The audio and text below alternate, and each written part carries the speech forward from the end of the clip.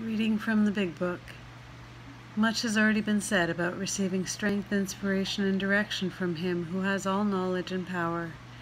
If we have carefully followed directions, we have begun to sense the flow of His Spirit into us. To some extent, we have become God-conscious. We have begun to develop this vital sixth sense. But we must go further, and that means more action. Step 11 suggests prayer and meditation. We shouldn't be shy on this matter of prayer. Better men than we are using it constantly. It works, if we have the proper attitude and work at it. It would be easy to be vague about this matter, yet we believe we can make some definite and valuable suggestions. When we retire at night, we constructively review our day. Were we resentful, selfish, dishonest, or afraid? Do we owe an apology? Have we kept something to ourselves which should be discussed with another person at once? Were we kind and loving toward all? What could we have done better? Were we thinking of ourselves most of the time? Or were we thinking of what we could do for others, what we could pack into the stream of life? But we must be careful not to drift into worry, remorse, or morbid reflection, for that would diminish our usefulness to others. After making our review, we ask God's forgiveness and inquire what corrective measures should be taken. On awakening, let us think about the 24 hours ahead. We consider our plans for the day. Before we begin, we ask God to direct our thinking, especially that it be divorced from self-pity, dishonest, or self-seeking motives.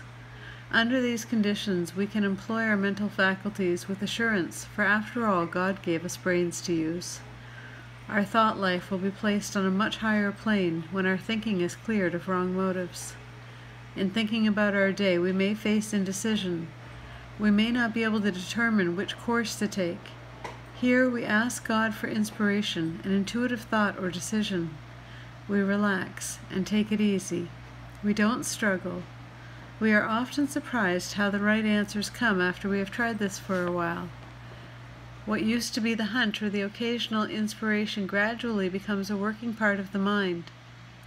Being still inexperienced and having just made conscious contact with God, it is not probable that we are going to be inspired at all times. We might pay for this presumption in all sorts of absurd actions and ideas. Nevertheless, we find that our thinking will, as time passes, be more and more on the plane of inspiration. We come to rely upon it. We usually conclude the period of meditation with a prayer that we will be shown all through the day what our next step is to be, that we be given whatever we need to take care of such problems. We ask especially for freedom from self-will, and are careful to make no request for ourselves only. We may ask for ourselves, however, if others will be helped. We are careful never to pray for our own selfish ends. Many of us have wasted a lot of time doing that, and it doesn't work. You can easily see why. If circumstances warrant, we ask our wives or friends to join us in morning meditation. If we belong to a religious denomination which requires a definite morning devotion, we attend to that also.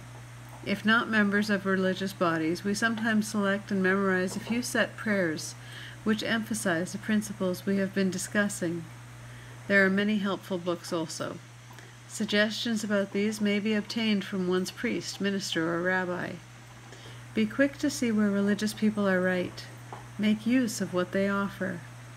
As we go through the day, we pause.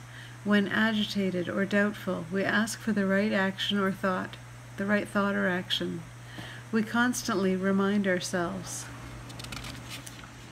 we are no longer running the show, humbly saying to ourselves many times each day, "Thy will be done." We are then in much less danger of excitement, fear, anger, worry, self-pity, or foolish decisions. We become much more efficient.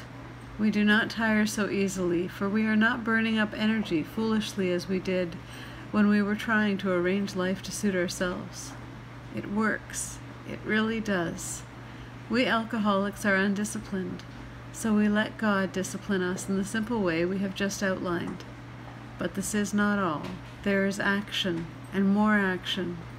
Faith without works is dead. The next chapter is entirely devoted to Step 12.